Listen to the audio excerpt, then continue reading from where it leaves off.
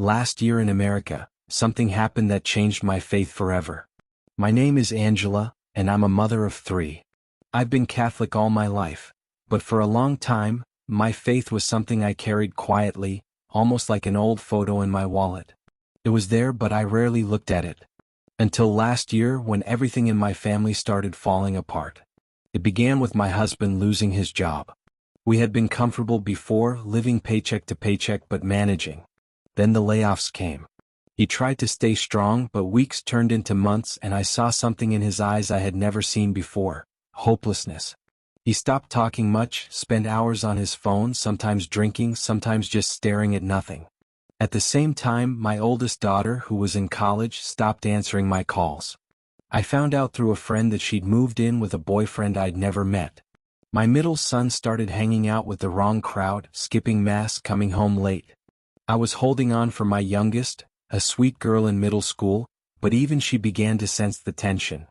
There were nights when we'd sit at the dinner table in silence. A family that once laughed together now felt like strangers.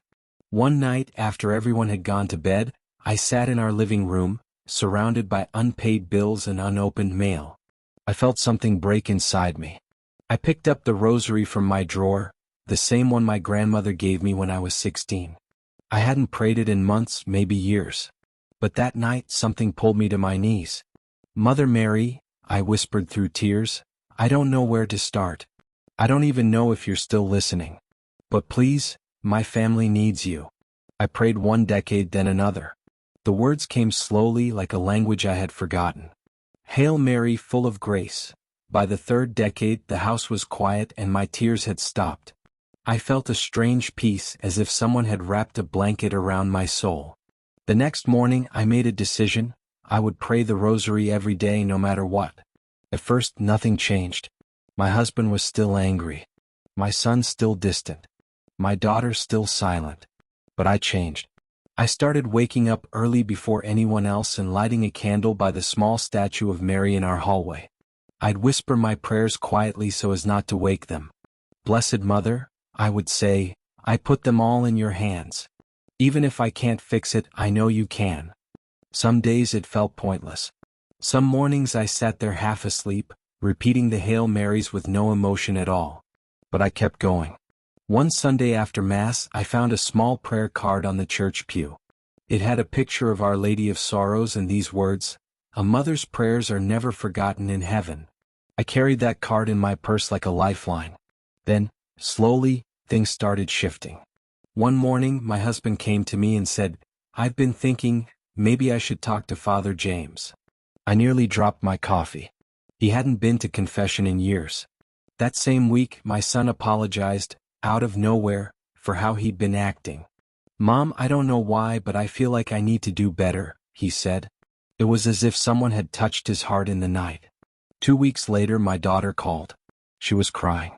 "Mom," she said, "I want to come home for a while. I miss you." When she walked through our front door again, I hugged her so tightly I couldn't let go. That night, for the first time in months, our whole family sat around the table together. It wasn't perfect, it was awkward, even quiet, but it was together. That night, when everyone went to bed, I fell to my knees again. I couldn't stop thanking God and Mother Mary. I felt the presence of something holy in that room, like heaven itself had brushed past our family. I realized that prayer doesn't just change circumstances, it changes people. It softens hearts, even the ones that seem unreachable. It turns fear into trust. A few weeks later, I started sharing my story at my parish's women's prayer group. I told them, I'm not a saint. I didn't pray perfectly. Sometimes I was angry while I prayed. Sometimes I doubted. But Mother Mary doesn't ask for perfection, only persistence. She takes even our broken prayers and offers them to her Son. I began encouraging other mothers to pray the rosary for their families. I told them, don't wait until things are perfect to start praying. Start now, in the middle of the mess. Pray through the tears, through the silence, through the waiting. That's when heaven does its best work. I've seen too much now to ever doubt the power of prayer again. My husband found a new job, not just any job, but one that lets him come home early to have dinner with us. My son is back in youth ministry helping with music at church. My daughter reconciled with her faith, and she's attending RCIA with her boyfriend, who wants to be baptized. Every night before bed, we pray 1 decade of the Rosary together. Sometimes we laugh, sometimes the kids rush through it, but it's our family's anchor. And when I light my candle in front of the statue of the Blessed Mother, I always whisper the same thing. Thank you for never giving up on us even when I almost did. To every Catholic woman reading this, I know how heavy the cross can feel. Maybe your husband has drifted away, or your children have turned from the church. Maybe you're tired, praying alone, wondering if God still sees you. He does. And so does his mother. Don't stop praying. Even if your hands tremble, even if you don't see results, even if your faith feels small. The Rosary is not just a prayer, it's a lifeline. Every Hail Mary is a step closer to heaven's help. Because I've seen it with my own eyes, when a woman prays with love, faith, and persistence, Mother Mary moves mountains. Her Son listens. Heaven listens. And miracles, quiet, ordinary, breathtaking miracles, begin to happen. Her story reminds us that when a woman prays the Rosary with faith, heaven always listens.